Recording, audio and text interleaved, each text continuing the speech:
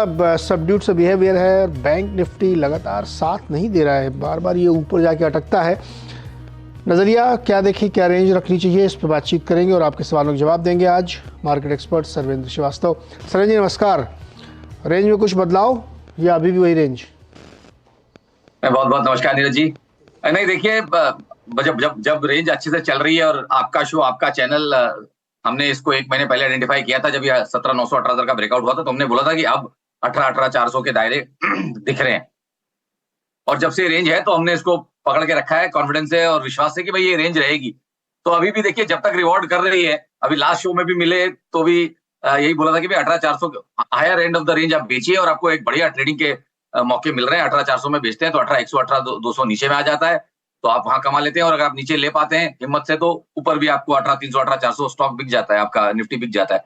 तो एक 200-250 पॉइंट आराम से दोनों तरफ बन रहे हैं। और जब तक ये रेंज चल रही है तब तक मेरे हिसाब से चलने देना चाहिए। और मेरे हिसाब से आज भी मैं वही बोलूंगा, at the cost of repeating, 4 हफ्ते से वही रिपीट कर रहा हूँ कि पॉसिबली यही रेंज रहेगी और थोड़ा टाइम मार्केट को लगता है यहीं पे सुस्ताना है थोड़ी देर। तो 18,100 से 18,400 की रेंज और फिलहाल वही चल रही है। और फिलहाल जिन्होंने ऊपर में बेचा है मेरे हिसाब से ट्रेड को होल्ड रखें 18,316 के स्टॉप लॉस से। मुझे लगता है कि नीचे में 18,100 150 के दायरे आएंगे, वहां डेफिनेटली थोड़ी मुनाफा वसूली करनी चाहिए या अपना स्टॉप लॉस एग्रेसिवली ट्रेल करके खड़े रहना चाहिए।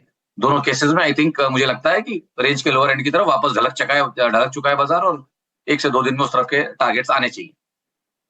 ओके, तो ये है एक रेंज का खेल और रेंज में ही प्ले होगा और आपको इसी के बीच में ट्रेड ढूंढने पड़ेंगे जैसा कि सर्वेंद्र सुझा रहे हैं। देखते हैं रेंज कब टूटती है ये, लेकिन बहुत सारे आपके इंडिविजुअल सवाल होंगे, उस पर इंतज़ार करते हैं।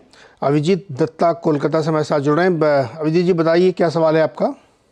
सर मैं गुड मॉर्निंग सर। मैंने पहले भी पूछा सर, मेरे पास ये इंडस्ट्री का 66 शेयर है 1427 के दाम पे। मैं लॉन्ग टर्म के लिए होल्ड करना चाहती हूँ सर, काइंडली बता दीजिए। 1427 पर KEI इंडस्ट्रीज 66 शेयर उन्होंने ले रखे हैं, 1965 पे है। तो अभिजीत जी आप लंबे समय तक लिए होल्ड करना चाहते हैं ना? सर है सर, काइंडली बता दीजिए सर। सरन जी बताइए, लंबे समय के लिए रखा जाए इसको? देखिए, बढ़िया ट्रेड इनका प्रॉफिट में है, स्टॉक आउट परफॉर्म कर रहा है और बाजार के अगेंस्ट में भी चल रहा है। मतलब बाजार जहां चलता है उससे ज्यादा ये चल रहा है, तो आउट परफॉर्मिंग कैटेगरी का स्टॉक है नो डाउट। जब तक है और ट्रेड में बने हैं तो I think trailing stop loss का इस्तेमाल यहाँ पे कर सकते हैं। अगर उन्होंने अपनी अवधि लंबी बताई है तो मैं मान के चल रहा हूँ कि 10 से 15% ये करंट प्राइस से डाउन साइड देखने के लिए रेडी है और इसको कम से कम 9 से 12 महीने प्लस इस स्टॉक को देने के लिए रेडी है। तो उन दायरों के हिसाब से मुझे लगता है कि जहां अपने अपने अपने कॉस्ट प्राइस के आसपास कहीं स्टॉप लॉस लगा के आई थिंक इनको ट्रेड में बने रहना चाहिए और ट्रेड को थोड़ा और टाइम देना चाहिए। जब तक क्लियर कट रिवर्सल साइंस नहीं आ जाते हैं तब तक मोमेंटम चल रहा है, तो उसका मजा लें। और मुझे लगता है कि अगर सब ठीक रहा तो 2100 2150 के स्तर भी यहाँ पे आएंगे बनिस्पत यहाँ पे आपको 1680 और 1700 के लेवल्स टूटते नहीं है। तो ओके, 1700 नहीं टूटता तो 2100 को पार करेगा KEI इंडस्ट्रीज। अगला सवाल है राजीव का दिल्ली से। राजीव जी नमस्कार, बताइए क्या सवाल है? मेरे भाई नमस्कार, शिवेंद्र भाई नमस्कार जी नमस्कार। मेरे पास में बहुत बहुत नमस्कार। 100 शेयर्स एडवांस एंजाइम्स के हैं एट द रेट ऑफ 293, और अगर समय हो तो दूसरा भी है एक Manappuram finance at the rate of 112। Okay Saran ji बताइए। देखिए, यहाँ पे तो मैं इनको एडवांस एंजाइम में तो मैं इनको ये बोलूंगा कि भाई देखिए अभी ट्रेड में है तो बने रहे। वैसे तो स्टॉक बहुत साइडवेज जा चुका है और काफी दिनों से आई थिंक 250 260 के दायरों में रहा है, तो उन्हीं के आसपास चल रहा है। तो आई थिंक मेरे हिसाब से ट्रेड में बने रहे। और जो रिसेंट इसका लो रखा था 230 के आसपास, वो कहीं मुझे लगता है कि वो अच्छा एक एरिया है और जब तक उन एरियाज को होल्ड करके रखा है तब तक आई थिंक इस स्टॉक में इनको बने रहना चाहिए। और जहां तक रही मन्नापुरम फाइनेंस की बात, आई थिंक यहाँ पे भी मेरे हिसाब से जब तक अभी फ्लेवर है स्टॉक में तब तक बने रहें और यहाँ से तकरीबन एक 4-5% का स्टॉप लॉस नीचे में लगा के रखें और ट्रेड में बने रहें। ओके, 4-5% नीचे का स्टॉप लॉस लगा के इस पर बने रहिए। अगला सवाल है राकेश का, अहमदाबाद से हमारे साथ जुड़े हैं। राकेश जी नमस्कार, बताइए। हाँ, मैंने MM14 780 पे ले रखे है काफी टाइम से, 1 साल हो गया लगभग। अभी भी ये 940 50 जाके वापस आ जाता है, तो इसमें कब तक बना रहना चाहिए और क्या टारगेट होना चाहिए? सरवन जी 940-50 से लौट आता है जी, क्या टारगेट रखें इसमें, और रखें तो स्टॉप लॉस क्या होना चाहिए? नहीं देखिए, इनका ऑब्जर्वेशन खुद ही बहुत बढ़िया था, तो ये 830 तक क्यों इंतजार कर रहे हैं मुझे नहीं समझ रहा, जब इनका ऑब्जर्वेशन काफी अच्छा ऑब्जर्वेशन है और बढ़िया ऑब्जर्वेशन है। मतलब 2021 के बाद से मिडिल ऑफ मतलब ऑलमोस्ट थर्ड क्वार्टर के बाद से 2021 के बाद से ये मोटा मोटी 940 के बहुत ज्यादा ऊपर जाके बंद नहीं कर पाया। गया है, एक आध बार स्पाइक्स मारे हैं 970 तक के, बट बहुत ज्यादा डिसाइसिवली क्लोजिंग प्राइसेस वहां नहीं आए। तो आई थिंक बहुत बढ़िया इनका ऑब्जर्वेशन था, इनको निकलना चाहिए था उस भाव से। तो फिलहाल तो अब क्योंकि ऑलरेडी ट्रेड में रह गए हैं मेरे हिसाब से, तो अब जब इतना टाइम दे दिया तो मेरे हिसाब से अब यहाँ पे तो एक स्टॉप लॉस लगा के खड़े रहे। मेरे हिसाब से स्टॉप लॉस आएगा 810 के नीचे। तो आई थिंक 804.40 का अगर एक स्टॉप लॉस बना के मेरे हिसाब से अभी ट्रेड में बने रहना चाहिए। बट जैसे का उनका खुद का ऑब्जर्वेशन है, नेक्स्ट राउंड में जब पुल बैक आता है 930 940 के आसपास, वहां पे थोड़ा मुनाफा मानने की कोशिश करें। ओके, तो ये राय होगी MM फोर्जिंग्स में। सरन जी रुकिएगा, एक हिंडाल्को से चर्चा कर लें। चौथी तिमाही में कंपनी के नतीजे अनुमान से खराब रहे हैं, कंपनी का मुनाफा भी घटा है, जबकि आय बहुत मामूली सी बढ़ोतरी के साथ फ्लैट देखने को मिली। नतीजों बातचीत करने के लिए हमारे साथ जुड़ चुके कंपनी के MD सतीश पाई जी। सतीश जी, बहुत बहुत स्वागत है आपका CNBC आवाज़ पर।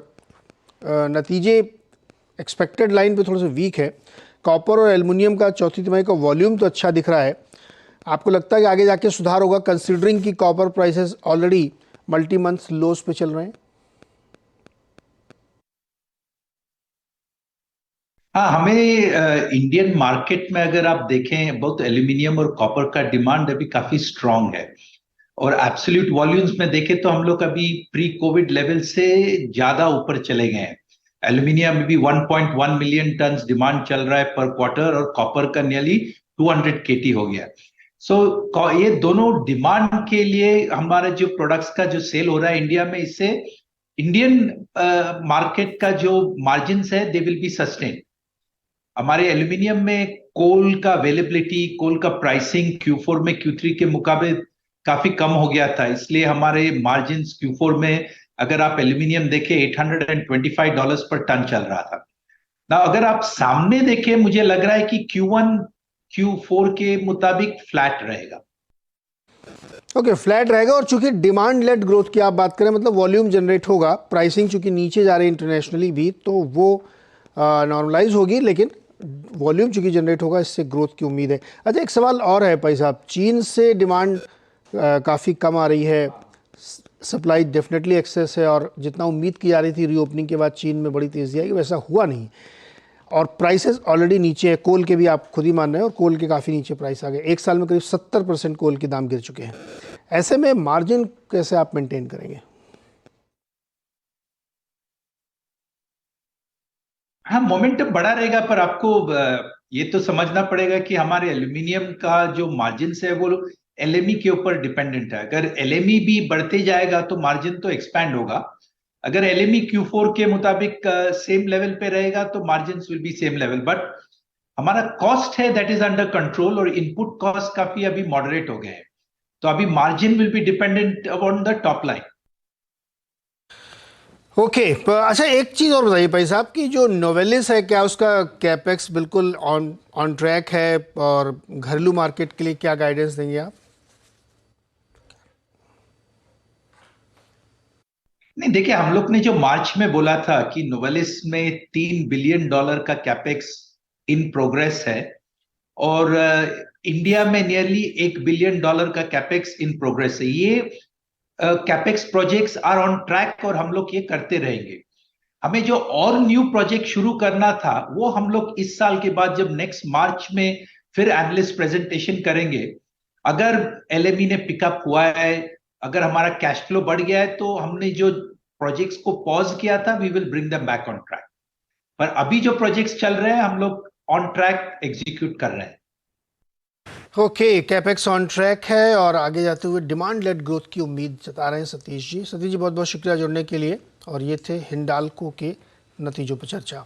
वापस सरवेन जी के पास लौटते हैं। सरवेन जी, हिंडाल्को खरीदेंगे आप क्या? जी नहीं, जो लोग हमें सुनते हैं, शोज को देखते हैं, वो समझेंगे कि भाई हमने निफ्टी मेटल्स पे अभी भी बायस हमारा डाउन ही है। जिस तरह का उसका गए क्वार्टर का जो सेटअप्स बने हैं, उनमें जो भी करंट मूव्स आए वो सारे उछाल थे। हमने उनको यही बोला कि भाई पुल बैक्स हैं, आ गए। अब मेरे ख्याल से क्लियर कट इंडेक्स में भी मुझे वीकनेस लग रही है। ये वीकली क्लोज इंडेक्स का निफ्टी मेटल का मुझे काफी वीक लग रहा है, और और सॉरी हिंडाल्को का काफी वीक लग रहा है, उसने लोज तोड़ दिए हैं और मेटल इंडेक्स का भी पुल बैक मोस्टली कंप्लीट हो गया है। तो मेरा मानना यह है कि जिस तरह से हिंडाल्को ने अपने प्रीवियस स्विंग लोज तोड़े हैं, आई थिंक यहाँ से कम 5 से 7% और यहाँ से मुझे लगता है कि यहाँ पे एक गिरावट आ सकती है। तो मुझे लगता है कि मोटा मोटी यहाँ पे आपको 370 375 के टारगेट्स हिंडाल्को लिए देखने के लिए मिलेंगे। टाइम 1 से 3 महीना लग सकता है, बट मुझे लगता है कि अराउंड 5 to 7% और डिक्लाइन यहाँ पे बाकी। ओके, अभी थोड़ी सी और कमजोरी इसमें बाकी है। साहब कविता ने एक सवाल ट्विटर पे भेजा है, ये MRPL के इनके पास 100 शेयर हैं, 66 रुपये में उन्होंने खरीदे थे। लॉन्ग टर्म के लिए जानना चाहते हैं कि क्या टारगेट होंगे उसके। देखिए स्टॉक अगर आप इसको देखेंगे तो तकरीबन 2002 से अगर आप स्टॉक को देखेंगे 2002 से देखें 2006 की रेंज, तो आई थिंक मोटा मोटी रेंजेस में ही फंसा रहा है और लोअर एंड 40 से लेके मोटा मोटी 140 की रेंज में फंसा रहा है तकरीबन लास्ट 13-14 साल से। तो आई थिंक मोटा मोटी इसी रेंज को मान के चलेंगे और अगर लॉन्ग टर्म के लिए रखना चाहती हैं तो 9 से 12 महीने का अगर होराइजन है तो मान के यही चलें कि बेस्ट केस में ऊपर में इनको 130-140 ऊपर में देखने के लिए मिल सकता है। नीचे में 40-50 के बहुत ज्यादा नीचे जाता नहीं है, तो आई थिंक उन एरियाज के आसपास सपोर्ट है। तो I think decent risk reward के साथ इन्होंने ट्रेड लिया हुआ है, तो मेरे हिसाब से बने रहना चाहिए। बट ये ट्रेडिंग स्टॉक नहीं है तो उसको अपना टाइम लग जाएगा, 9 से 12 महीने लग जाएंगे। बट डेफिनेटली ऐसा लग तो रहा है नीचे से कि भाई अपनी अपर एंड की रेंज की तरफ वापस से चल पड़ा है, जो इसकी मल्टी ईयर रेंज है उसके अपर एंड की तरफ ये चल पड़ा है, तो डेफिनेटली बने रहना चाहिए ट्रेड में। होल्ड करना चाहिए, 120-30 तक जा सकता है रेंज के अपर साइड में, काफ़ी गुंजाइश बनती है, रिस्क रिवॉर्ड आपके फेवर में है। अगला सवाल है केयूर पटेल का वडोदरा गुजरात से। केयूर जी नमस्कार, बताइए क्या सवाल है। नमस्कार सर, मैंने 200 शेयर स्पेशलिटी रेस्टोरेंट्स के लिए है 251 के प्राइस से लिए हुए हैं, तो अभी उसमें शॉर्ट टर्म ट्रेडिंग के लिए क्या करना होगा और स्टॉप लॉस कहाँ पर लगाए? शॉर्ट टर्म मतलब 2-4 दिन के लिए? हाँ नहीं 15 दिन के लिए, 15 दिन। ओके सरवन जी, 15 दिन के लिए स्पेशलिटी रेस्टोरेंट का टारगेट बताइए। 251 पे उन्होंने खरीदा है, 251 पे ही चल रहा है। नहीं देखिए, पता नहीं ट्रेडिंग स्टॉक की इनकी डेफिनेशन क्या है मुझे नहीं मालूम, बट ट्रेडिंग स्टॉक मेरे हिसाब से तो ये नहीं है। उतने अच्छे वॉल्यूम्स है, उतना बढ़िया इसमें सिग्नेचर्स उतने बढ़िया बनते नहीं है, वॉल्यूम्स उतने बढ़िया आते नहीं है, बड़ा इरेटिक सा लो वॉल्यूम स्टॉक है। अब क्योंकि ट्रेड इन्होंने ले लिया है और 15 दिन का व्यू मांग रहे हैं, तो मैं इनको यही बोलूंगा कि बेस्ट केस जो 15 दिन में मुझे लगता है वो है तकरीबन 270 से 275 के टारगेट जो पॉसिबल है यहाँ आने के लिए। तो अगर उन टारगेट्स के लिए ट्रेड में बने रहना चाहते हैं तो एक स्टॉप लॉस भी जरूर लगाएं और वो स्टॉप लॉस आएगा 235 के नीचे। तो 235 234.40 के स्टॉप लॉस से अगर चाहें तो ट्रेड में बने रह सकते हैं। ओके 234-35 के स्टॉप लॉस से चाहें तो ट्रेड में बने रहे। ट्रेडिंग ऐसे नहीं, वॉल्यूम कम होता है। देखिए आज भी कितना 19,000 वॉल्यूम दिखा रहा है, तो इस हिसाब से अपनी राय बनाइए। अगला सवाल है विजया छंगानी का चेन्नई से। विजया जी बताइए। Good morning sir. Good morning ma'am. Good morning Sarvendra ji. Good morning ma'am, good morning. मेरा सवाल है कि मैंने NLC इंडिया के 86 पे 100 शेयर लिए है। इसको अभी मार्केट बढ़ रहा है तो ये रखें या मतलब रखना चाहिए क्या? और दूसरा सवाल सर, इंट्राडे जो करते हैं उसके टिप्स कितने दिन पहले लेने चाहिए? इंटरेस्टिंग। पहले तो NLC, अच्छा NLC में मैं ऐड कर दूं, इसके रिजल्ट अभी आए थे, ठीक ठाक थे, काफ़ी बढ़िया थे और स्टॉक में तेज़ी, मैम ने जहाँ से ख़रीदा वहाँ से 6-7 रुपये की ऊपर की तेज़ी चल रही है। अब पहले NLC बताइए, फिर इंट्राडे टिप्स कितने दिन पहले लेना चाहिए, इस पर चर्चा करेंगे। जी नहीं देखिए, NLC में इनको आज ऐसे 2-3 स्टॉक नजर के सामने आ गए जो 2007-8 में टॉप आउट हो गए, उसके बाद नया हाई नहीं बना पाए। तो उनमें से अब ये NLC एक है। इसके पहले हमने जो भी स्टॉक डिस्कस किया उसमें भी मैंने देखा कि उसमें भी जो है हाईज नहीं निकल पाए थे 2007-8 के। तो ये देखिए कितना अंडर परफॉर्मेंस चला है कि इतनी बड़ी बुल मार्केट निकल गई और ये सब स्टॉक्स ने छोड़ दी। तो ये समझ के चलिए कि डेफिनेटली वो क्वालिटी या वो चाहत बाजार की इन स्टॉक्स के लिए नहीं थी और अभी भी नहीं है, क्योंकि अभी भी ये रेंज से भी निकल नहीं पाया है। तो मेरा मानना यही है कि देखिए अगर आप इसमें रहना चाहते हैं तो फिर आपको एक तो टाइम भी बहुत देना पड़ेगा और ये मान के चलिए कि अभी मोटा मोटी ये 100 से मोटा मोटी 50 की रेंज में फंसा हुआ है। तो बड़ा अट्रैक्शन तो मेरे ख्याल से 100-105 के ऊपर NLC इंडिया में आएगा। बट ये है कि डेफिनेटली डिसेंट एक डिविडेंड यील्ड है, मेरे ख्याल से 3-4% की एक डिविडेंड यील्ड है। तो अगर और स्टॉक बहुत ज्यादा नुकसान नहीं कराएगा यहाँ से, क्योंकि अपने लोअर एंड की रेंज से अभी चलना शुरू किया है। तो आई थिंक अगर ट्रेड में बने रहना चाहें तो बने रहें, बट मेरा मानना यह है कि बहुत ज्यादा टारगेट्स को एग्रेसिव ना हो और मेरे हिसाब से 100-105 के ऊपर बड़ा ब्रेकआउट है और बेस्ट केस में मुझे यहाँ पे 125-130 के टारगेट्स दिखते हैं, तो 9 से 12 महीने प्लस में। तो आई थिंक अगर ट्रेड में बने रहना चाहे तो बने रहें। स्टॉक बुरा नहीं है बट बड़ा स्लो मूविंग स्टॉक है। और स्टॉप लॉस कहाँ पे लगाएं इसमें? जी, स्टॉप लॉस एनएलसी इंडिया के लिए देखिए अब ये वही बात यहाँ पे भी थोड़ी सी नीरज जी ये आ गई कि बहुत ज्यादा इसमें वॉल्यूम्स उतने होते नहीं है और 9 से 12 महीने लेके बैठे हैं, तो आइडली तो मेरे हिसाब से खड़े रहें। बट जब आप उतना बड़ा व्यू लेके चलते हैं तो 15 से 20% का ड्रॉडाउन लेने के लिए आपको तैयार रहना चाहिए। उस एंगल से अगर आप देखेंगे तो तकरीबन 18 से 20 रुपए का यहाँ पे एक स्टॉप लॉस आएगा। 18 से 20 रुपए नीचे का स्टॉप लॉस लगाइए। 120 से 130 तक के टारगेट अचीव हो सकते हैं, लेकिन उसके लिए शर्त यह है कि 100-105 को ये तोड़ दे, तब ब्रेकआउट आएगा। अब जो दूसरा सवाल है विजया मैम का, वो ये कह रही है कि इंट्राडे की टिप्स कितने दिन पहले लेनी चाहिए? देखिए मेरे हिसाब से तो इंट्राडे की टिप्स लेनी ही नहीं चाहिए, क्योंकि इंट्राडे में पैसे बनते नहीं है। 250, 300, 500 मतलब डिपेंडिंग ऑन, हम मान के चलते हैं अगर 50 लाख ट्रेडर जो हैं, जो बड़ा सेफली अज्यूम करते हैं 4-5 करोड़ डीमैट अकाउंट है यूनिक, और एक 40-50 लाख ट्रेडर, तो अभी सेबी और एनएसई की जो रिपोर्ट आई थी उसमें भी निकला था कि एक एफएनओ में ही 50-1 लाख ट्रेडर हैं जो साल में एक्टिव हैं। तो उस एंगल से अगर आप देखिए तो इंट्राडे ट्रेडिंग में मुश्किल से 300-400 रुपए दिन के कमाने के लिए होते हैं पर पर्सन। कोई ज्यादा कमाता है, कोई कम कमाता है, उस पर डिबेट नहीं कर रहे हैं, बट इंट्राडे में कमाने के लिए मुश्किल से 400-500 रुपए अवेलेबल है आपके लिए, मतलब 15-20 हजार रुपए महीना। तो अगर आप उसमें आप जो ब्लड प्रेशर लेंगे और जो टेंशन लेंगे, उससे ज्यादा आपका सेहत का नुकसान हो जाएगा। तो इंट्राडे ट्रेडिंग ना हमने कभी हमारे 15-20 साल के करियर में हमने किसी को रिकमेंड नहीं की है। लोग करते हैं तो हम बोलते हैं करिए, बट करने वाली चीज नहीं है। तो मैं तो बोलूंगा कोई भी टाइम फ्रेम नहीं है जहां पे आपको इंट्राडे की टिप लेनी चाहिए। तो मान लीजिए शायद 1 हफ्ते की टिप ले तो तब सही रहेगी। हाँ, थोड़ा तो पोजिशनल करिए, 5-7 दिन तो मतलब बेस, वैसे तो मैं वो भी नहीं रिकमेंड करता हूँ, बट चलिए एक 5 से 7 वर्किंग डेज, मतलब 1.5 से 2 हफ्ते का कुछ तो व्यू बनाइए। अगर वो भी आप व्यू नहीं बना सकते हैं तो फिर मतलब क्या है बाजार में रहने का। ओके, तो विजय जी थोड़ा सा नजरिया स्विंग ट्रेड की तरफ रखिए। 5-7 वर्किंग डेज दीजिए, मतलब बीच में संडे सैटरडे मत मिलाइएगा, तो बनेगा। ये है सरवेंद की राय। अगला सवाल लेते हैं फटाफट। बजरंग जी हैं अहमदाबाद से। बजरंग जी नमस्कार, बताइए क्या सवाल। नमस्कार सर जी। ये अशोक लेलैंड 152 रुपए पे 100 शेयर लिए सर, 1 महीने का नजरिया, तो क्या करना चाहिए सर? सरवेंद जी, अशोक लेलैंड बहुत ही जबरदस्त कंपनी है, लेकिन ये 150, 145, 160 का जो इसका दायरा है ना, दोनों मतलब ऊपर की तरफ तो एक लोहे की दीवार जैसी लग रही बन गई है, वो तो तोड़ ही नहीं पा रहा। इतने धांसू रिजल्ट आया, उसके बावजूद देखिए 3% नीचे है। क्या करें? ये इनका तो बाइंग प्राइस 152 रुपये है। बजरंग जी को क्या करना चाहिए? नहीं देखिए, आपने बहुत बढ़िया ऑब्जर्वेशन दिया है, और ये तो फिर इनको लेने के पहले इनको भी यही ऑब्जर्वेशन लेना चाहिए था कि 150, 160, 166 के आसपास जो इसके डबल टॉप्स बने, वो इसके लिए दीवार है। 150, 155 का साइकोलॉजिकल नंबर है, उसके ऊपर बहुत ज्यादा जाके कभी टिक नहीं पाता है। एक आध स्विंग, एक आध स्पाइक मारता है, एक आध दिन, 2 दिन, 4 दिन, बट 150, 155 के ऊपर जाके डिसाइसिवली बंद नहीं कर पाता। और स्पेशली क्वार्टरली, मंथली में तो बहुत ज्यादा बंद मुझे दिख नहीं रहे कि मंथली चार्ट उसके ऊपर जाके बंद हुआ हो। तो आई थिंक बिल्कुल जहां आपने बोला ना कि जो इसकी जो सीलिंग है, जो दीवार नहीं बोलूंगा, जो इसकी लोहे की जो सीलिंग है, उसी सीलिंग को जाके उन्होंने बाय किया है। तो मेरे हिसाब से तो कोई रिस्क रिवॉर्ड है नहीं। 10-12 रुपए मैक्सिमम कमाने को मिलेंगे, लेकिन नीचे में रिस्क बहुत है। मतलब 110, 105 तक के दायरे खुले हुए हैं, क्योंकि उन लेवल्स तक तो ये जाता ही है। लास्ट 1.5 से 2 साल में अगर आप देखें तो तकरीबन 100, 105 तक जाता ही है।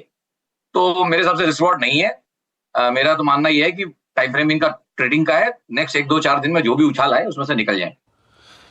ओके, तो बजरंग जी इसमें से निकलिएगा, क्योंकि ये बहुत एक फंसा हुआ स्टॉक है। मतलब इसको आप खुद ही चार्ट लंबा खोल के देखिए ना, तो 60-65 के आसपास जाके अटक जाता है। ये देखिए, मतलब चार्ट में भी दिख रहा है 12 मिनट चार्ट आपके सामने स्क्रीन पे।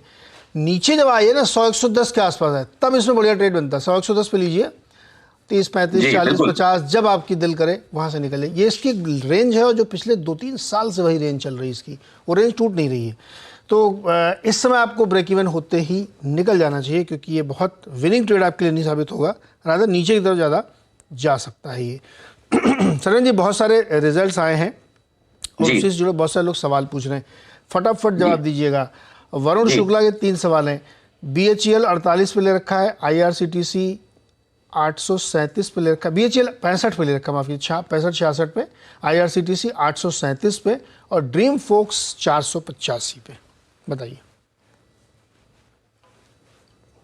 ओके, 1 बाय 1 जाते हैं। देखिए, भेल में तो देखिए काफी बढ़िया ईयरली क्वार्टरली सेटअप्स बने हैं। तो अब ये भेल को आपको एक स्लाइटली लॉन्ग टर्म नजरिए से ही देखना चाहिए। तो आई थिंक उस हिसाब से इनका ट्रेड सही है, और मेरे हिसाब से 68 के स्टॉप लॉस से जिसके पास भी ट्रेड है भेल में, वो बना भी रह सकता है, और नीचे अगर भाई आए तो 68 के स्टॉप लॉस से आप इसको ले भी सकते हैं। तो आई थिंक बेल में तो डेफिनेटली मैं बोलूंगा कि बने रहें। IRCTC अगर ये हमको सुनते होते और रेगुलरली ये स्टॉक इतनी बार शोज में पूछा गया है, तो हमने इसको 850 900 में भी बोला था। पहले तो हमने इसको 1100 1200 में भी बेचने बोला था, हमने 850 900 में भी यही बोला था कि भाई 600 650 तो इसका आएगा। ये 600 के नीचे भी जाके आया, बट अब आई थिंक इसका जहर, मोटा मोटी जहर तो निकल चुका है। टाइम चलने में कितना लगाएगा मुझे नहीं मालूम, बट जहर मुझे लगता है कि 550 600 की रेंज में इसका जहर पूरा निकल चुका है। तो अब इंक्रीमेंटली इसमें सुधार ही होगा, बट क्या है क्योंकि थोड़ा सा लैगिंग स्टॉक बन गया है तो ऐसी चीजों को सुधारने में टाइम लगता है। तो आई थिंक ट्रेड में बने रहें, और अगर चाहें तो 550 के आसपास 540 550 के आसपास थोड़ा ऐड करें। जो नई क्वांटिटी लें उसमें फिर 500 रुपए के नीचे इनको एक स्टॉप लॉस लगाना पड़ेगा, और उसके बाद आई थिंक ट्रेड में बने रहे तो इनका एवरेज भी थोड़ा नीचे आएगा। और नेक्स्ट लेग में जब इसके पुलबैक्स आएंगे तो मुझे लगता है कि 9 से 12 महीने में एक बार जब एक अच्छा पुलबैक भी एटलीस्ट आए, अगर मैं कहता हूँ नई रैली नहीं चालू हुई, नया पुलबैक आएगा, वो इसको तकरीबन 750 800 की रेंज में लेके जाएगा। तो अगर ये नीचे में कुछ ले पाएंगे, एवरेजिंग कर पाएंगे, तो तब इनका प्राइस जो है अच्छा हो जाएगा, एवरेज नीचे आ जाएगा, तब ये थोड़ा मुनाफे में आ जाएंगे। तो IRCTC में मेरी इनकी राय यही है कि करंट सिचुएशन में बने रहे, 540 550 के आसपास नया लेने की कोशिश करें 500 के स्टॉप लॉस के साथ नई क्वांटिटी पे। और जो थर्ड स्टॉक है इनका ड्रीम फोक्स, आई थिंक देखिए यहाँ पे तो डेटा बहुत कम है, बट जितना है उसमें बढ़िया ही चल रहा है। फिलहाल शॉर्ट टर्म जो भी मूव्स दिख रहे हैं बढ़िया मोमेंटम में चल रहा है, और जहां से लिस्टिंग की प्राइस आई वहां से भी अब काफी ऊपर है। जो फर्स्ट प्राइस का खुला 480 के आसपास। तो आई थिंक ट्रेड में बने रहे और ट्रेलिंग स्टॉप लॉस का यहाँ पे इस्तेमाल करें। और मेरे हिसाब से थोड़ा डीप आएगा, मेरे पास कोई चारा नहीं है, चार्ट छोटे हैं, तो मुझे लगता है कि 518 40 का एक स्टॉप लॉस आता है। जब तक वो नहीं टूटता लेवल, तब तक स्टॉक पॉजिटिव मोमेंटम में रहेगा। 518 40 का स्टॉप लॉस आएगा, उसका इस्तेमाल करिएगा। और इनके कार्ड का, इनका क्या मतलब, किसी भी कार्ड का इस्तेमाल करिएगा लाउंज में तो आपको भी मतलब ड्रीम फोक्स को बिजनेस मिलेगा। सरन जी बहुत बहुत शुक्रिया जुड़ने के लिए और दर्शकों की मदद करने के लिए। सुमित जी आ चुके हैं तैयार होके। ड्रीम फोक्स नंबर वैसे इस बार के बड़े अच्छे थे, नंबर बहुत अच्छे आए थे क्यों की और वाई बेसिस पे, क्योंकि ऑब्वियसली बात है सिचुएशन आपको पता ही है एयरपोर्ट ही क्या होती है, और लाउंज का तो और ऐसा सिचुएशन हो गया कि पहले एक नॉर्मल लाउंज और प्रीमियर लाउंज होती थी, अब नॉर्मल और प्रीमियर के साथ साथ एक और एग्जीक्यूटिव लाउंज भी आ गया है कुछ सिलेक्टिव एयरपोर्ट्स में, जो और ही एक्सक्लूसिव है। वो इनके सब में रहती है भीड़, तो दोनों में नहीं, वो इनके भी परे से बाहर है, अब वो इनके भी दायरे से बाहर कर दिया गया है, वो उसमें भी इनको भी कुछ सिलेक्टिव लोगों को ही वो देते हैं। तो इस तरह की सर्विसेज, इस तरह की चीज़ें देंगे तो नंबर तो अच्छे होने ही थे। लेकिन अगेन एक ही बात है, सर्वेंद्र भी कह रहे थे कि जब तक कोई भी IPO का कुछ साल ना बीत जाए बाजार में, तब तक उसमें मत उतरो, क्योंकि वो थोड़े थपेड़े खाने ज़रूरी होते हैं उसको। तो वो हर कंपनी, अब नायका की सिचुएशन आज क्लियर है पहले से, पेटीएम भी क्लियर है, PB फिनटेक ही क्लियर है, जोमेटो ही क्लियर है, लेकिन जो ये है इनको भी 1 आध साल और लगेगा, उसके बाद ज़्यादा क्लियर होते हुए दिखाई पड़ेंगे। खैर इस पर बात करेंगे हम आगे भी, लेकिन ब्रेक का वक्त है। ब्रेक के उस पार खिलाड़ी नंबर 1, 3 खिलाड़ी हमारे साथ मौजूद है, उनसे बातचीत करेंगे और साथ ही साथ कुछ ही देर में हमारे साथ ब्रिगेड इंटरप्राइजेस की मैनेजमेंट भी मौजूद होगी, उनसे भी हम चर्चा करेंगे नंबर्स को लेकर। छोटे से ब्रेक के उस पार।